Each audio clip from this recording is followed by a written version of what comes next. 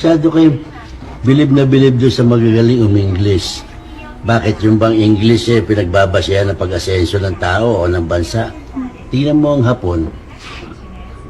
Yaman-yaman hindi nagsasalita ng English yan. Oh, yung presidente niya baka marunong pa yung grade 1 natin magsalita ng English Pero maski sila tapos ng Oxford, ng Yale, ng Harvard, hindi nagsasalita na English yan. Pag nag-speech, hukuruni, hukuruna, hukurin, kurukuro. Hapon pa rin. Pero dito sa atin, lahat ng taong gagaling English.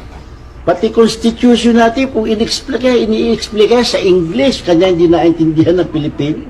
English ang tana Englishan. Pero tinawang bansa natin, mahirap.